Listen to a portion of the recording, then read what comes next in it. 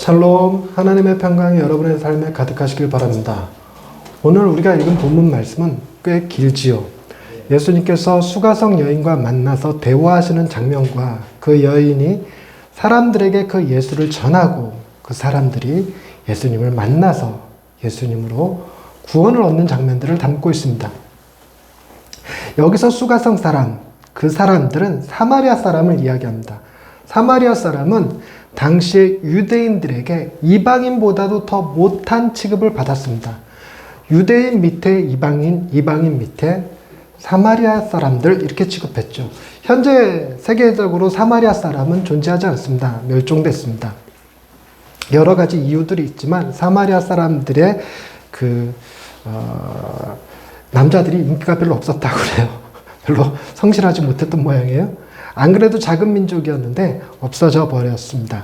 어찌됐거나 오늘 예수님이 그 사마리아 성에 가셔서 이 여인과 대화하는 장면인데 이 장면을 두고 본문 말씀은 이렇게 표현합니다. 27절에 이때 제자들이 돌아와서 예수께서 여자와 말씀하시는 것을 이상히 여겼으나, 이거 이상한 장면입니다.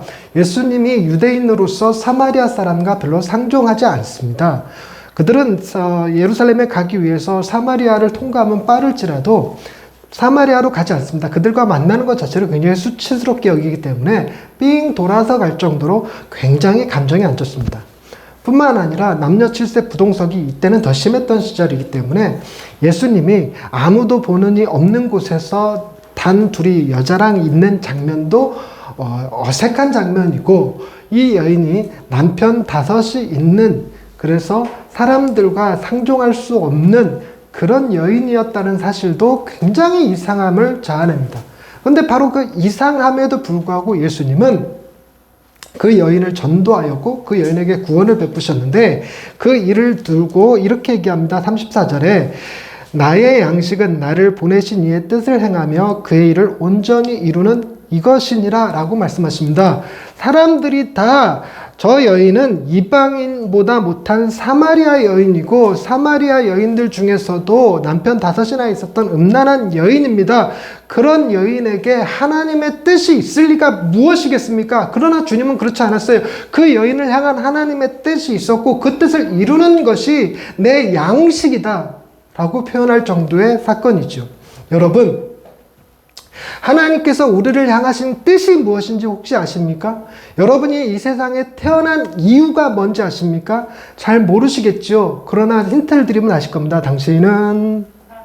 우리는 사랑받기 위해 태어났습니다. 그게 하나님의 뜻입니다. 우리는 하나님의 사랑을 받아서 그 사랑으로 만족하며 그 사랑으로 세상을 섬기며 살아가도록 하나님이 지으셨죠. 그래서 우리는 하나님의 사랑을 받는 것이 목적이었습니다. 근데 하나님의 사랑은요, 직접 계시로 받는 사랑도 물론 있을 것입니다. 여러분이 말씀을 통해서, 그리고 기도를 통해서 하나님의 사랑을 경험하실 수도 있습니다. 그러나 대부분의 사람들은 하나님의 사랑을 하나님의 사람들을 통해서, 사람과 사람 사이의 관계를 통해서, 사람이 행하는 그 여러 가지 일들을 통해서 하나님의 사랑을 누리도록 되어 있었죠. 바로 예수님이 그 여인에게 오셔서 행하신 일이 그 여인이 외면받던, 그 여인을 향하여 비난하던 유대인 남자의 모습으로 그녀에게 가서 그녀 역시 하나님의 사랑을 받는 자임을 보여주신 사건이 오늘 본문의 사건이고, 그 사랑으로 인해서 이 여인이 어떻게 변화되었는지를 말씀이 보여주고 있는데요. 이 여인이 아무도 없는 시간대에 우물가에 와서 물을 깃는 행위만 봐도 이 여인의 사회관계가 별로 그렇게 좋지는 않았을 것을 충분히 짐작해 합니다. 이 여인을 두고 수군거리는 사람들의 말도 듣기 싫었을 것이고, 이 여인을 마치 더러운 걸레 보듯이 취급하는 사람들도 분명 있었을 거예요. 그래서 이 여인도 그런 사람들 얼굴 보느니 차라리 뜨거운 햇볕 아래일지라도 나는 낮 시간대 가서 물 기를 거야 라고 하고 가버립니다. 사람 만나는 게 너무 싫으니까 아무리 더워도 낮에 물길로 가버리는 거죠. 그 정도로 사람들과의 관계가 안 좋은데, 이 여인이 예수님을 만나고 행한 일이 무엇이냐면 양동이, 물덩이를 내버려 두고 동네에 들어가서 사람들에게 외칩니다. 사람들에게 무엇을 얘기합니까? 29절 말씀, 내가 행한 모든 일을 내게 말한 사람을 와서 보라. 이는 그리스도가 아니냐. 여러분, 자기의 감추고 싶은 치부를 도리어 세상 사람들에게, 동네 사람들에게 오히려 더 크게 외치면서 그리스도를 드러냅니다. 여러분, 하나님의 사랑을 받으니까요, 하나님의 사랑이 자기 안에 임하니까 어떤 일이 벌어지냐면 세상 사람들로부터 인정과 사랑을 받는 것이 더 이상 중요하지 않은 문제가 됐어요. 하나님의 사랑으로 충분히 만족스러우니까 사람들이 비난을 하든 뭐 하든 아무 상관없이 자신의 치부일지라도 드러내고 그분이, 나를 만나주신 분이 그리스도라는 사실을 전하는 것이 그렇게도 좋은 일로 바뀌어질 정도가 되었습니다. 여러분, 우리가 바로 그런 사람들이 되어야 하는 거예요. 하나님의 사랑이 우리 안에 넘쳐서 세상으로부터 어떤 사랑도 필요로 하지 않고 도리어 내게 넘치는 사랑이 그들로 하여금 내 사랑을 받아줘, 난 당신을 사랑해 하고 내 사랑을 흘려보낼 대상으로 존재하게 하는 것, 이것이 하나님이 세상을 다스리는 방식이고 세상을 지키시는 방식이었습니다. 우리가 그걸 잘 못했던 거죠.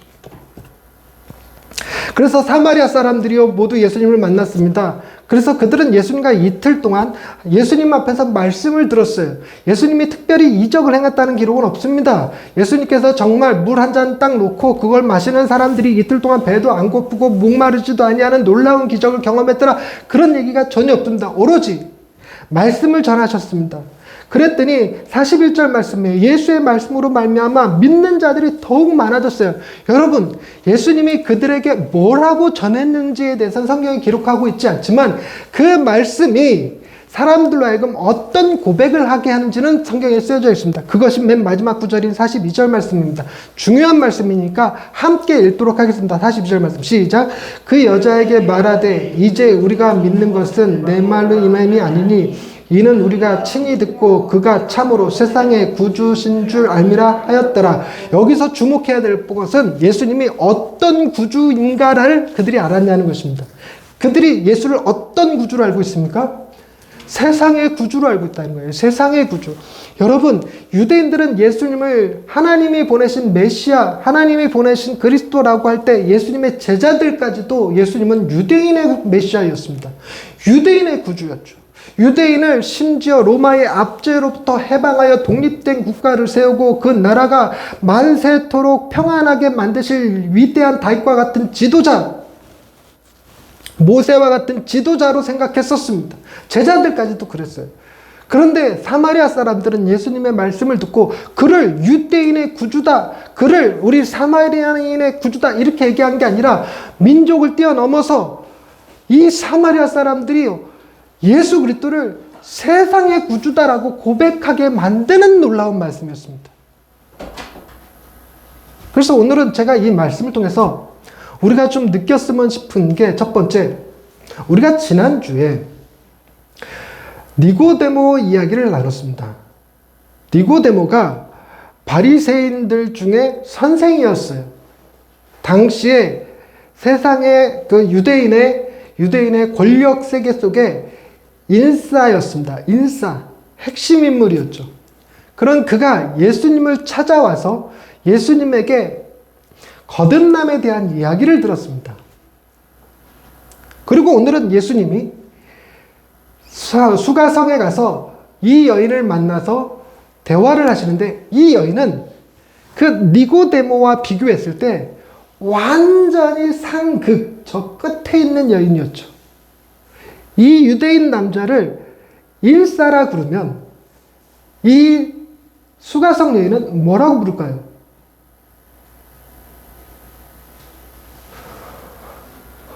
인싸의 반대말이 뭡니까? 아싸죠, 아싸. 아싸 중에 아싸일 겁니다. 그런데 둘을 만나셨는데 둘 다에게 주님이 어떻게 행하셨는지를 보면서 은혜 받기를 원합니다. 두 번째로 주님이 10절 말씀에 이렇게 말씀하십니다. 네가 만일 하나님의 선물과 또 내게 물 좀 달라 하는 이가 누구인 줄 알았더라면 네가 그에게 구하였을 것이요 그가 생수를 내게 주었으리라 라고 하는 이 말씀인데요. 이 말씀에 담긴 중요한 단어들 가운데 하나가 선물이라는 말이 있습니다. 선물.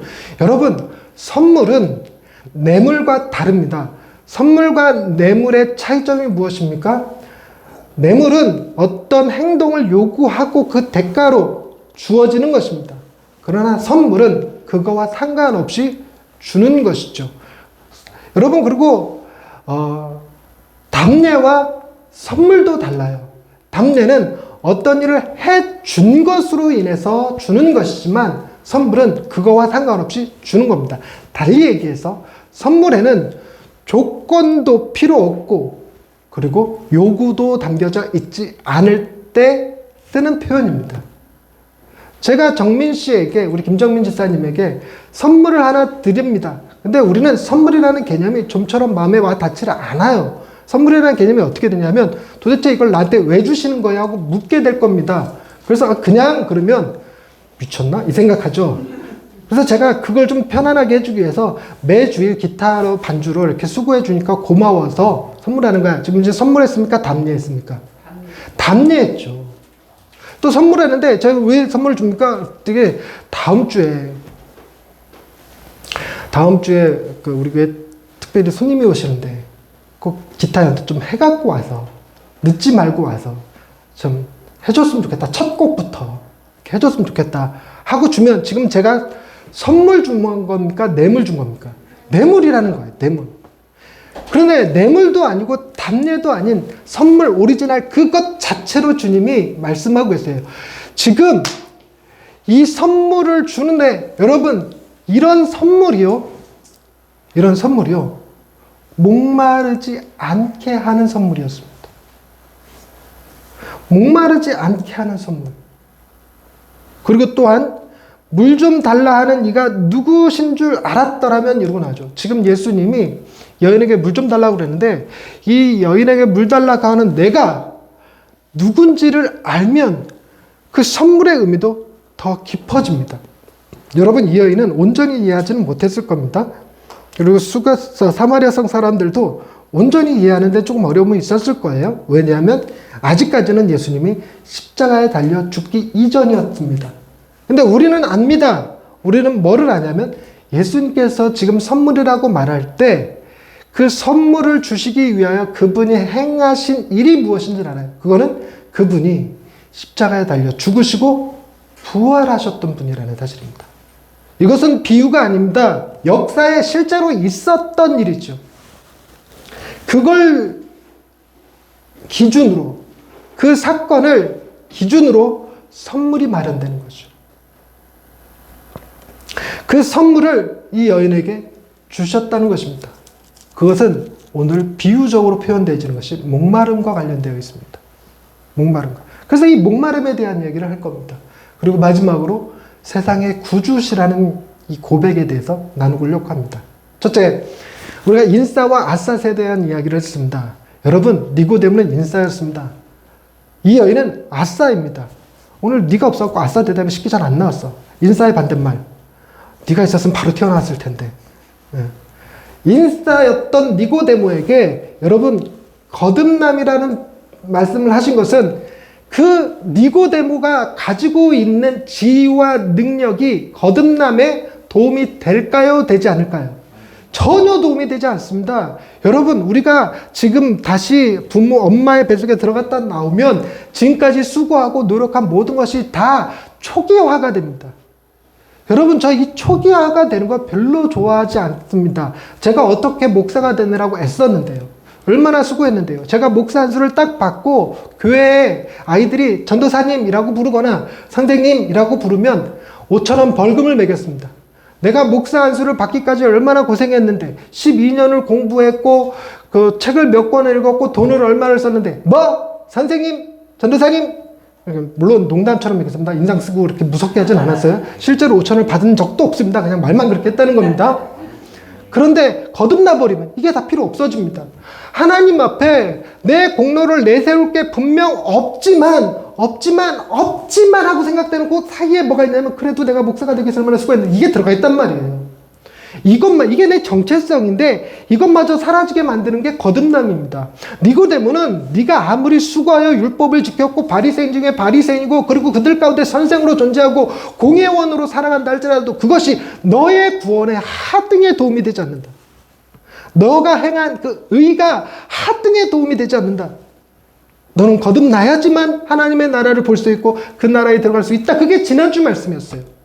그럼 여러분, 반대로 오늘 아싸인 이 여인에게 네가 구원받지 못하는 데 있어서 너의 죄가 걸림돌이 된다 안 된다? 여러분 뭘 것 같습니까? 전혀 되지 않는다는 겁니다. 내가 니고데모에게 선물을 주었듯 내가 너에게 선물을 주는 일에 아무런 걸림이 없어. 니고데모는 줄만 했기 때문에 줬고 너는 줄지 못할 이유가 있어서 못 주는 게 아니야. 이 개념이에요. 여러분, 이 아싸와 일사를 여러분 우리 같이 볼 수 있어야 되는데 우리가 행한 그 어떤 것으로도 구원을 이룰 수 없고 우리가 아무리 큰 잘못을 저질렀다고 해도 예수님의 십자가로 해결되지 못할 죄란 존재하지 않는다는 사실입니다. 우리에게 주어진 구원은 오로지 예수님께서 당신이 우리를 사랑하셔서 베푸시는 선물입니다. 대가도 요구하지 않고 감사의 뜻을 담고 있지도 않습니다. 뇌물도 아니고 담례도 아닙니다. 오직 당신의 생명으로 마련하신 선물이죠. 그 선물을 이 여인에게 주셨습니다. 그 선물을 이 여인에게만 주셨을까요? 아니죠. 오늘날 우리도 받아서 누리고 있다는 사실입니다. 그러니 우리는 무슨 생각을 버려야 되냐면 내가 받은 구원은, 내가 받은 선물은 나의 수고의 노력이 합쳐진 거야 라고 생각하시면 절대로 안 돼요. 뿐만 아니라 반대의 생각을 가진 사람들 있습니다. 내가 아무리 수고하고 노력해도 내 죄가 너무 커서 나는 구원 얻기는 쉽지 않을 거야. 나를 하나님이 구원하시는 일은 쉽지 않을 거야 라는 생각도 역시 잘못했어요. 둘 다 교만이라고 부릅니다. 내가 구원 얻는데 조금의 도움을 준 게 있다. 나에게는 의가 있다. 이거는 너무 담대한 교만. 하나님이라 할지라도 나 같은 놈을 구원하실 수 없을 거야. 나는 죄가 너무 크거든 라고 생각하는 것도 두려운 교만이라고 불립니다. 양대 교만이에요. 그냥 하나님은 우리에게 조건을 요구하지도 조건을 제시하지도 않으시는 하나님이십니다. 그래서 우리는 구원이 선물로 주어진 거예요. 여러분, 그 선물이 세상을 하나 되게 합니다. 이후에 그리스도인들 모임에서 그 자리에 유대인 지도자도 있고 사마리아인 여인도 있으면 두 사람은 상종하지 못할 관계가 아니라 한 사람은 자매님, 한 사람은 형제님이라고 부르면서 함께 예배하는 사이가 될 거예요. 예수님의 제자 공동체만 봐도 그렇습니다. 예수님의 제자 공동체에는 가나나인 시몬이 있었습니다. 열심당원이라고 불리는 그 사람은 이 세리들만 보면 테러해서 죽일 생각하는 사람이었어요. 독립군 같은 사람이었죠. 그런 열심당원 시몬과 세리 마태가 같이 예수님의 제자 공동체 안에 있었습니다. 제가 같이 공부하는 목사님 가운데 한 분은 교인들, 남자 공동체, 남자분들 모아서 성경 공부를 하는데 인원이 많으니까 이렇게 소그룹으로 나누는데 고민스럽더래요. CEO들의 한 그룹과 백수들의 한 그룹으로 나눠야 되는지 말아야 되는지. 과연 저들이 섞일 수 있는지. 그 생각을 갖는 것 자체가 문제입니다. 라고 말씀드렸습니다. 왜 교인을 CEO 대 백수로 보십니까? 그냥 형제지고 죄인들이죠. 목사님이 그렇게 바라보시니 교인들이 구분되어지는 거 아닙니까? 목사님이 만약에 두 그룹 중에 어느 한 그룹을 맡아야 된다 생각하면 또 CEO 그룹을 맡아야 된다 생각하시겠죠. 목사님은 엘리트니까. 목사님은 유학파니까. 이것 자체가 문제라는 것입니다. 심지어 우리는 남, 여, 가난한 자, 부자, 어른과 아이도 구분짓지 않습니다. 이 예배는 어른들만을 위한 예배도 아니고 세리만을 위한 예배도 아닙니다. 우리가 함께 드리는 예배죠. 그럴 수 있었던 것은 우리는 우리의 조건과 상관없이 우리의 요구사항과 상관없이 선물로 구원받은 사람들이기 때문에 그렇습니다. 우리는 예수님을 예배한다라는 공통점을 가진 거죠. 두 번째로 주님이 주신 이 선물이요, 목마르지 않게 하는 것과 관련이 있다고 말씀드렸는데 여러분, 천국은요 목마른 곳일까요? 아니, 목마름이 있는 곳일까요? 목마름이 없는 곳일까요? 목마름이 없을 거라고 생각합니다. 저도 처음엔 그랬어요. 그런데 그럼 이렇게 생각해 봅시다. 천국에는 갈증을 해결하는 시원함이 있는 곳일까요? 그런 게 없는 곳일까요? 천국에는 어느 순간에 물을 쫙 마시면 정말 세상에 물이 제일 맛있다라고 느껴지는 그 해갈의 기쁨, 그 기쁨, 그게 천국에 있을까요, 없을까요? 난 이게 없다고 생각되면 우리가 가지고 있는 그 놀라운 기쁨이 천국에서 소유되지 않는다는 생각이 들어요. 그래서 저는 무슨 생각이 드냐면, 목마름이 없지는 않을 거라 생각해요. 목마름이 이때 그 목마름 때문에 괴로움이 없을 거라는 생각은 좀 들어요. 그래서 목마름이 있어야, 갈증이 있어야 물을 마실 때 그 시원한 느낌이 있을 거 아닙니까? 여러분 그 목마름을 해결하는 그 시원한 느낌, 여러분 그거 안 좋아하십니까? 저는 그게 너무 좋아서요. 저는 물을 냉장고에 항상 넣어놓고 마십니다. 저 때문에 우리 집 식구들이 전부 다 냉장고 물 마십니다. 네. 뭐 어떤 사람은 뜨거운 물, 미지근한 물을 마셔야 몸에 좋다고 그러는데 그거 별로 중요한 문제 아니랍니다. 물이 안 좋은 중국이나 유럽에서는 반드시 끓인 물을 먹어야 되기 때문에 미지근 물이 몸에 좋다고 그런 거고, 우리나라와 같이 뉴질랜드나 이런 데 물이 깨끗한 나라들은요 그냥 찬물이 몸에 좋대요. 그러니까 찬물이 좋으냐 뜨거운 물이 좋으냐 논쟁은 아무 의미 없답니다. 수질이 좋냐 나쁘냐로 결정된다고 그러더라고요. 어찌됐건 간에 생수를 마시는데 시원하게 마시면 되지 뭐. 예. 근데 뭔 얘기 하려고 일로 갔어? 제가 왜 이 생각을 하냐면요, 목마름이 있어야 되고 그 목마름이 물 마시는 기쁨, 그래서 우리에게 물을 주시는 하나님에 대한 감사, 그리고 그 기쁨, 참 감격이 하나님을 찬양하게 만드는 그런 곳이 천국일 거라 생각합니다. 물맛이 너무 좋을 거예요. 심지어 뭐라고 생각할 정도로 좋냐면 물만 마시고 살아도 좋겠다고 느껴질 만큼 물맛이 좋을 겁니다. 정말 아무리 이온 음료를 벌컥벌컥 마셔도 좀처럼 해결되지 않는 우리 안의 갈증이, 이 심정이 그 물만 딱 마시면 싹 잊혀질 만큼 그런 물. 근데 그런 물을 우리가 어떻게 마실 수 있게 되었는가? 저는 그것이 예수님께서 십자가에서 경험하신 사건 때문이라고 생각하는 거예요. 예수님이 십자가에서 이렇게 얘기합니다. 목마르다. 그 얘기를 듣고 해면에 적신 포도주를 사람이 이렇게 예수님에게 올려드렸으나 그걸 거절하셨어요. 목마른데 그 목마름을 해결하는 포도주는 거절하셨습니다. 그리고 그 목마름으로 인해 끝내 십자가에서 탈진하시고 돌아가셨어요. 천국은 목마름이 있대 그 목마름이 우리로 하여금 죽게 하진 않을 겁니다. 왜냐하면 그 목마름으로 인하여 죽은 이가 계시기 때문이죠. 예수 그리스도. 그분 때문에 우리는 목마름으로 인해 죽지 않을 겁니다. 그런데 이거는 제가 아까 비유라고 말씀드렸습니다. 우리는 물을 통해서만 갈증을 해결하는 사람이 아닙니다. 우리는 물 말고도 갈증을 느끼는 게 너무 많아요. 여러분 고등학교 3학년 아이들한테 선생님이 물었답니다. 이 시대에 꼭 필요한 정신이 무엇이냐, 희소가치가 무엇이냐고 물었을 때 그 선생님의 그 원하는 대답은 기준은 그랬답니다. 정의, 사랑, 행복 이런 것들을 아이들이 대답할 줄 알고 물었다고 그랬어요. 그랬는데 아이들이 뭐라고 대답하면 첫 번째 돈이요 그랬답니다. 돈이 희소가치가 있기는 하죠. 그 고3이 제일 먼저 대답하는 것이 자기네들에게 꼭 필요한 것은 돈이라고 대답을 했다는 것입니다. 그건 돈에 대한 갈증이죠. 두 번째로 뭘 대답했을 것 같습니까? 내신이요 그랬더니. 제가 그래서 제 딸에게 물었습니다. 너는 뭐라고 대답하려고 그랬니? 밥이요. 우리 딸에게 밥은 희소가치입니다. 이것이 얼마나 저를 기쁘게 하죠. 우리 딸을 기쁘게 해주려면 뭐만 주면 돼? 밥만 주면 돼. 이렇게 쉬운 게 없어, 이렇게. 우리 딸은 참 쉬워. 근데 여러분, 우리가 일을 그렇게 열심히 하는 건 무엇이냐면, 이게 그 선생님이 듣고 싶었던 대답처럼 만족, 자유, 행복, 이런 것들이 우리에게 여전히 목마름으로 남아있잖아요. 여러분, 이 목마름이요.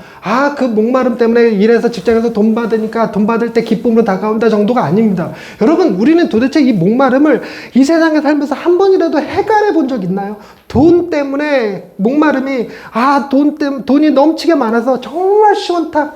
아, 정말 행복하다. 애들 다 건강하고 원하는 대로 공부 다 잘하고, 아, 시원 다 세상에서 인정받고 사업도 잘 되고, 내가 하는 프로젝트마다 다 성공하고, 그래서, 아, 나는 너무너무 좋아. 라고 얘기하는 게 있을까요? 없습니다, 그런 거. 우리는 여전히 목마릅니다. 도대체 뭘 추구하면 목마름을 해결할 수 있을까? 그런 것이 없어요. 천국은 그 모든 것을 다 해결해 주는 곳입니다.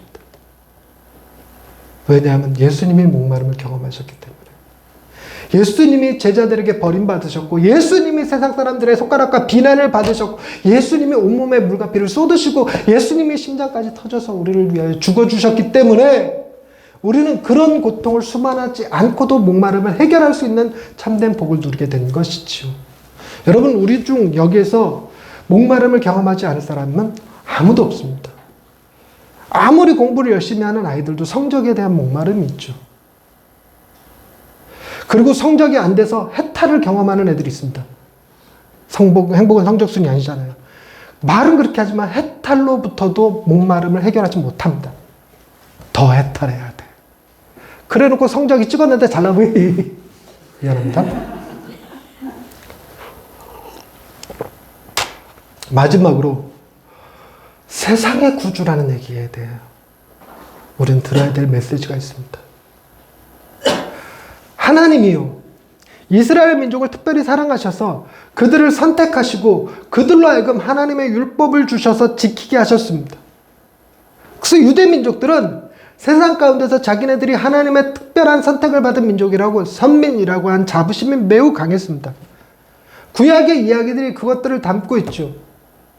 그런데 여러분, 세상의 구주시라는 말씀과 함께 이 구약의 말씀을 보면 하나님은요, 이스라엘을 택해서 세상 가운데 교훈을 주기 위하여 모델로 삼으셨다는 사실을 새롭게 알게 됩니다. 이스라엘을 특별히 사랑하신 게 아니라 온 세상을 사랑하셔서 그들 가운데 하나님을 드러내시기 위한 수단으로 이스라엘이라는 민족을 택하셨다는 거죠.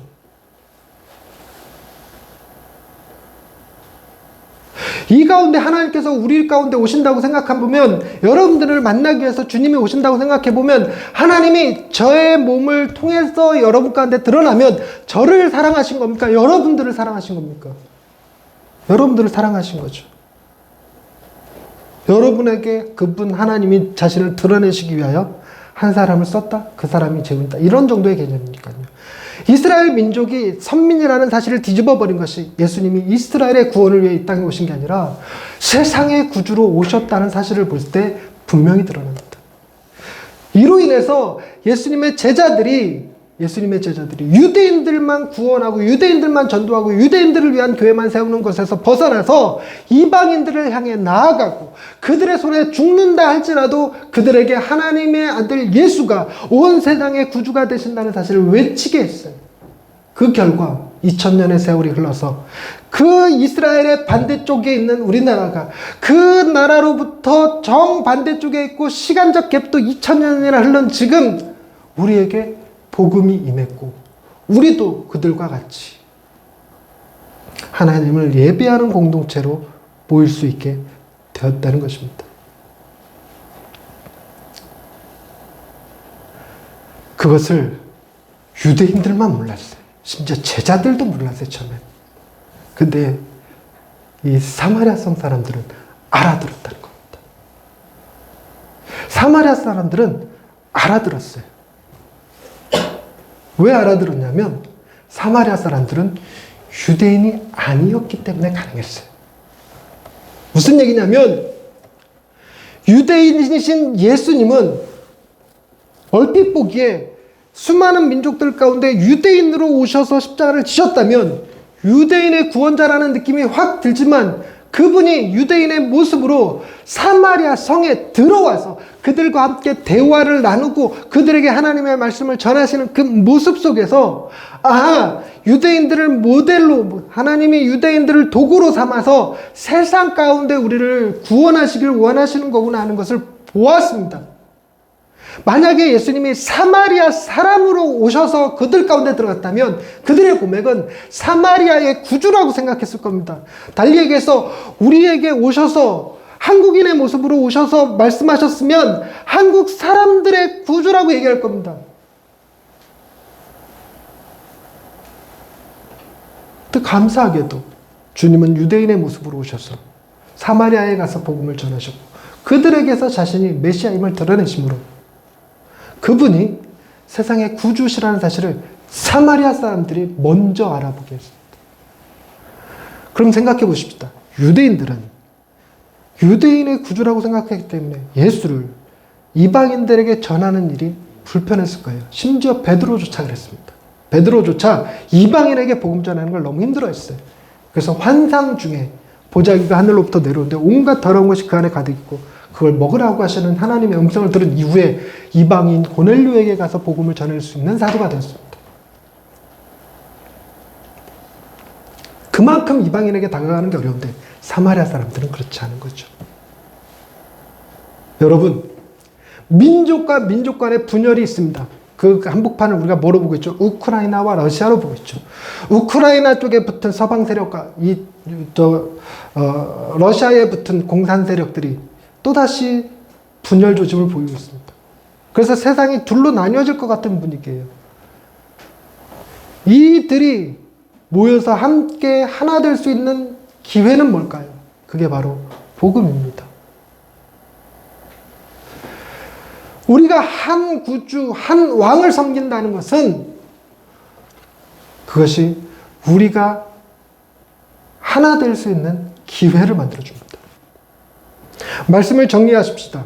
인싸와 아싸에 대한 얘기를 했습니다. 그리고 목마름에 대한 이야기를 했죠. 그리고 마지막으로 세상의 구주이신 왕에 대한 얘기를 했습니다.